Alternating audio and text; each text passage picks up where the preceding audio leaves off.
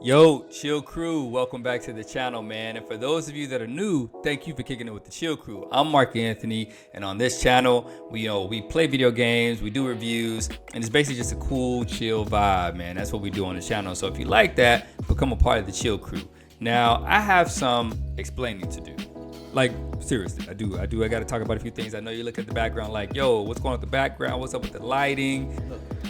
Look at this. Somebody come look at this. There's a lot of stuff going on here. Like, I'm not sure what the deal is. So let me just break it down for you all. So I moved to a new area, all right, new home, had to set up a new studio scenario. So I'm still working on it. There's some stuff that I still want to do to this whole area to make it really, really dope. But as you see in the background, got a couple things. So I didn't bring in my whole collection. I have a very large collection of stuff, collector's items, statues, Pokemon from when I was 11 years old, 12 years old, something like that, way back in the day. I wanna be the very best that no one ever was. Okay. But as you see in the background, man, we got some Pokemon stuff over here. I'm gonna try and get up a little bit so you can see. We got like the collector's edition up there. We got some board stuff, right? And then in the background here, you'll see, we got the YouTube. I designed a new header for the YouTube channel. So if you all go to the YouTube channel, click that, look at the header section. We got a new header section. And then here, I brought it up on screen so you all can see in the background. I got to promote my own stuff, man. If you're not going to do it, how do you expect others to, right? But we got that stuff going on over there. And then in this side here, we got the PlayStation 30th anniversary portal right there. You go to PSP, but I also have something larger that I want to put on the channel, but I just have to figure out how to do the video because it means that much to me. Well, we're waiting. It really means that much to me, like seriously. But no, like, so, other stuff that we got on here, we got collector's edition of Armored Core 6. Let me see if we can swing it around. Armored Core 6, Space Marines 2 collector's edition up there. We got Starfield. Hey, I had to buy it. It was pretty cool at the time. You know what I'm saying? Don't judge me. But then at the top, let me see if we can get up there a little bit so you can move the mic so I can stay with y'all. We got Venom up there. Y'all saw the channel. Y'all saw that. And then we got some more Venom Funko Pop stuff going on over there. I might get some of that in a later video and kind of show you guys the Funko Pops that I have. Got Stan Lee over there too, which is pretty cool. But yeah, man. Yeah, I got some sealed, graded Pokemon cards right here too. If y'all interested in any of this stuff and you want to see it on the channel, y'all just let me know. And then one thing you did notice is the camera moves with me as I go. Like, it comes over here, it goes over there. So, I also got a cool camera, man. So if y'all want to know what kind of camera that is, some of the technology that I'm using and stuff, lights that I'm picking up, things of that nature, I can definitely share that on the channel if you're looking for that kind of guidance. I don't think so. I think this is a gaming channel. Y'all came here to see games. Y'all came here to talk about games. So that's what we're about to do. The main reason I told you all that is because we're going to get into a few things on the channel, and I just wanted to make sure you all knew what kind of what my scenario is, why I'm moving, why I did all this stuff. So I'll do that in another video. Stop bumping stuff right now, but I'll do that in another video so that you all can stay up to date, right? So beyond that, getting into the meat and potatoes of the channel, I just want to say, I appreciate y'all support. Those of you that have liked, subscribed, comment on the channel, it really means a lot. Even participated in the contest that I had on the channel. It was for Forgive Me Father 2. And basically, I just said, hey, if you comment, like, subscribe on this video, you will enter in to win a free Steam key. So in that video, I talked about Forgive Me Father 2, just the playing the game, what that was like, some of the content in the game, and why you'll probably like it as well. Now, with that being said, those who did comment, like, and subscribe to the channel entered in to win that specific Steam key. And the winner was Maxima Kulov 3118. Yes, so I put his name on the screen so y'all can see that, but congratulations to you, man. I know we talked on Facebook. If you guys also, we have a Facebook page, Chill Crew Gaming on Facebook, so go and like that too. Subscribe to that, just like it. You can't subscribe to that, but just like that one. And then I also created an Instagram. We got an Instagram account, Chill Crew Gaming, which all the links will be in the bottom. And I'm also jumping over to TikTok. So I'm just doing my best to stay with the content, ease my way into different platforms for you all so we can stay connected. And I will create a Twitter account eventually, but that place is a real scary place.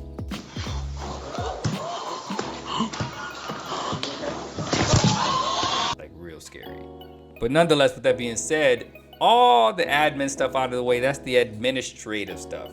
We're done with that. So let's get into the reason why you're here. It's called Steel Hunters. Omega Day, 2067. We witnessed the end of the old world and the beginning of an unimaginable power. It unleashed the promise of our civilization, forging souls into steel, turning hope into a hunt for the fate of humanity. For Starfall.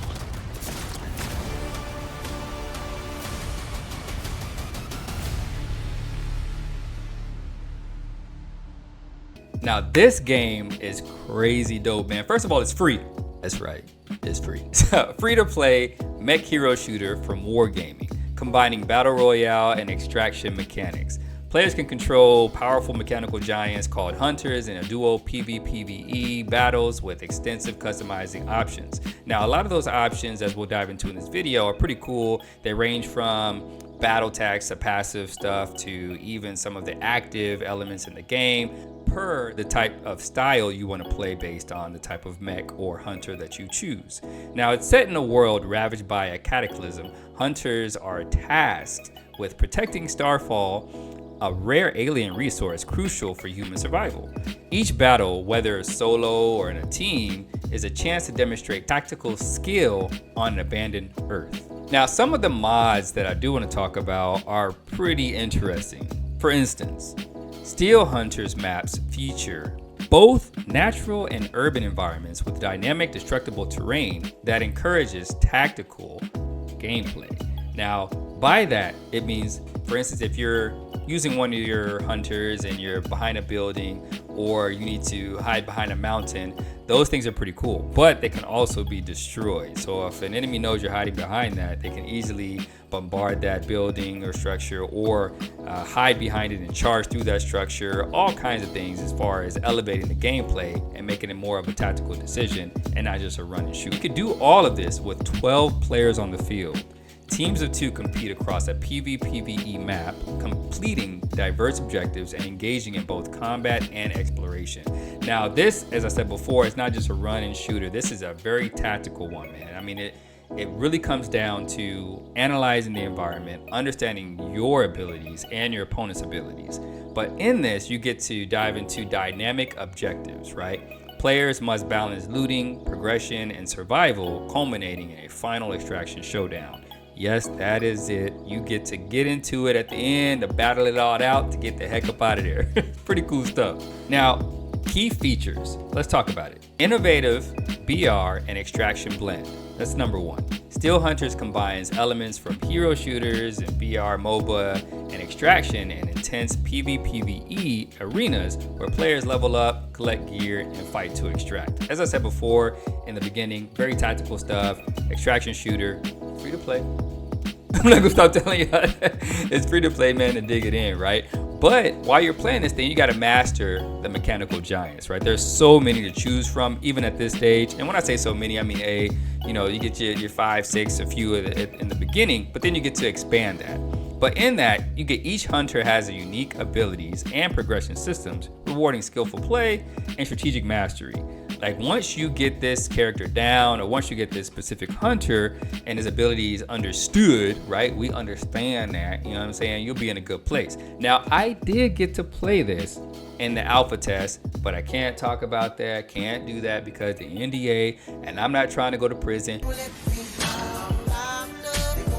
Because I don't look like I should go to prison. Because you see this face, this does not belong in prison. I'm not saying I'm all that, but this place does not belong in prison. So no, I won't show you any of the content from the NDA and all that other stuff.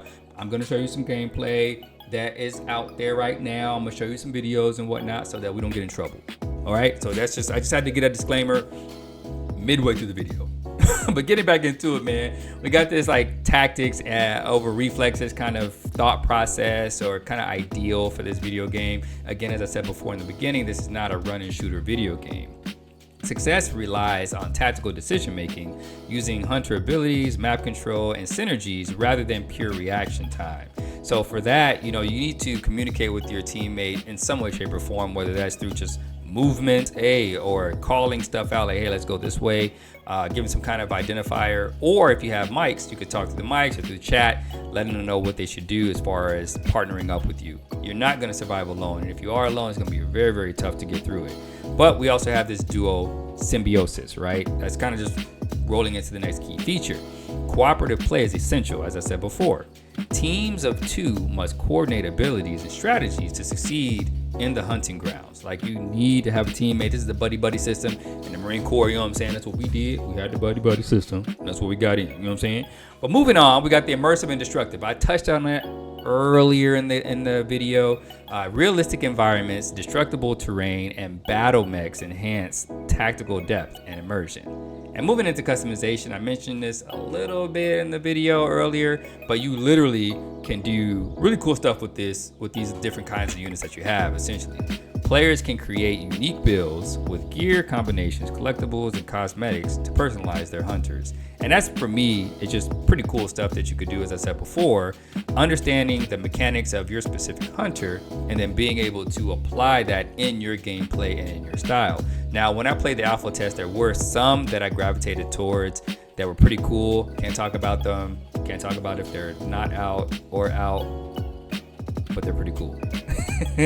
So moving on with that, there's a couple things that I do want to touch on as far as like the games hunters that are out here right now, and I want to show you a couple of those, from Weaver to Prophets to a couple of others that do exist. So let's go ahead and dive into those. So the first hunter we're going to dive into is called Fenris. Now, Fenris is one of these characters that seems to be long range with a large cannon on its back, so it can shoot long range with this one cannon. And then it has a very cool special where it dashes at you, does damage as well. Now, if it happens to knock you into a wall, shield's gone instantly, right? But it also has a close range melee attack as well that it can do. So it seems to be this get in attack pretty quickly. Even from a distance, you can kind of set up your attacks by shooting long range and then rush them down. It also has a really cool special that seems like something out of Dragon Ball Z. I'm talking about some Frieza type stuff.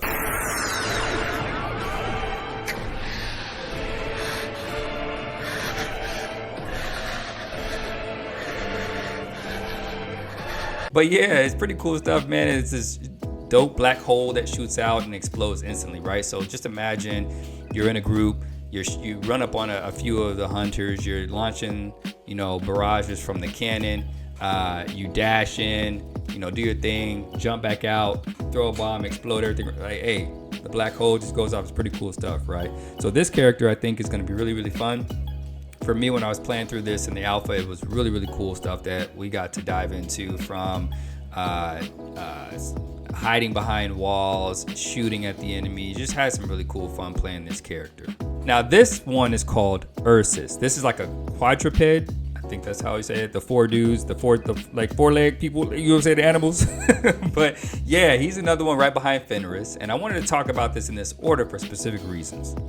Ursus seems to be something similar to Fenris, but it seems like it's a little bit more powerful, right? Has a bit more girth to it and has specific mods that pertain more to shield building and just really making you tough in the fight, giving you an opportunity to land more hits and just be a bit more durable. So you kind of essentially like the tank of the team in this regard, where you're able to take a lot of damage, deal a lot of damage, but also protect your essentially your teammate from taking on too many hits in the game. And also, you'll notice some similarities between this one, Ursus, and Fenris because of the cannon that's on their back and the way that they move, right? The cool thing about this is when you get into the mods is where it gets a bit different, a little bit more specific on what you can do as far as your playstyle.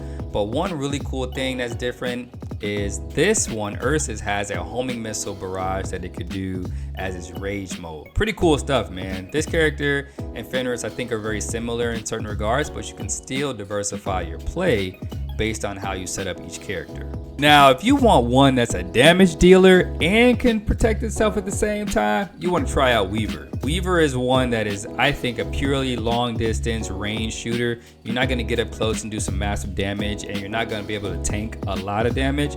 I think this is one that kind of sets up on the hill and just drops it down on her, you know what I'm saying? And can kind of back up and even put the shield down to protect its teammate, right? So I think for this one here, you'll see some similarities. And again, the movement style of Ursus and Fenris, because it has multiple legs, pretty low to the ground, and you're basically gonna be moving a bit slower than all of the other units, similar to Ursus and Fenris. But with this one in particular, if you really want to use the beams, use its cannon on the right side to lay down those multiple shots, you can deplete the shields pretty much easily.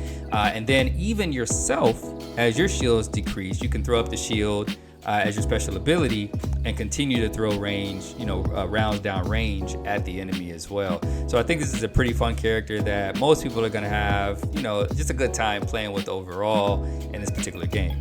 And so Prophet is a wild card. That's at least what they call him. And this one is crazy. Many of you all are gonna find this either a love or hate it situation.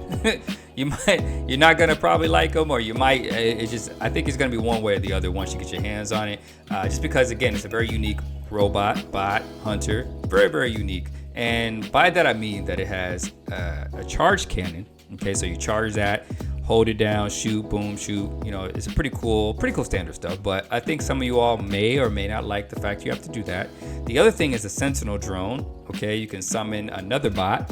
It's another drone to fight on your behalf. So it'll summon, shoot over there, start shooting at the enemy. You can kind of use that to distract, use that to get away, or use that to add some more suppressive fire so that you can return fire as well. Now, there's one thing called the Vengeance Strike.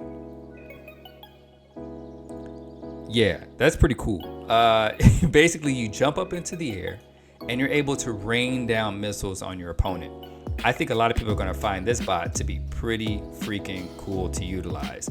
Now, Trench Walker is crazy. I think most people, if you like first-person shooters or you're into Call of Duty Modern Warfare type stuff, you're really going to like this character. This gives you kind of that similar feel with this rifle that it has this burst carbine, right? So you're getting your Gears of War on with this one. It also has this leash gun, which is a hand cannon that restores structure.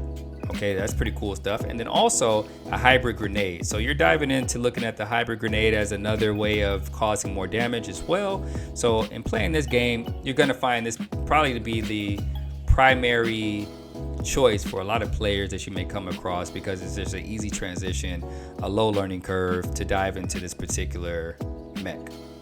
Now, as we're talking about a lot of the characters, or I guess hunters rather, that are in this game, I mentioned before that with Trench Walker is giving you this Call of Duty Modern Warfare, Gears of War kind of first-person shooter feel regarding his weapon. Moving right into Razorside. Razorside is going to do the same thing. Essentially, as far as that familiarity with shooting games, right? You got your assault rifle, your shield recharge, and then your frag grenade. So noticing how this one is set up, a lot of people, again, as I said before, might favor Trench Walker or Razorside, and depending on their playstyle, they may choose one of the two or flip-flop between both hunters. Now, on the field, being able to use your shield recharge is pretty cool stuff. You get in, you're able to shoot with your assault rifle. As your shields decrease, you can recharge them again. And then if somebody gets too close, bow, you just pop that grenade, give them a pretty bad day. And we'll see some of that in the gameplay as you watch this character on the field. Now, we have one of the coolest looking ones, I think, in the game, and this is the sniper class. It's called Heartbreaker. Now, this one is crazy as far as the abilities it has. Like, she's got the long sniper, okay?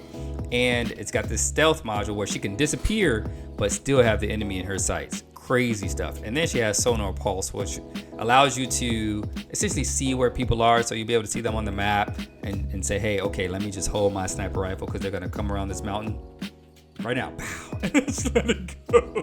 So pretty cool, powerful stuff, but you do have to work pretty hard as far as playing up to unlock these characters. Now, saying all of this about all the characters we talked about so far, you do have to work through a progression scenario in order to unlock each character. So there's a base set that you're able to get, and then you unlock them as you progress through the game.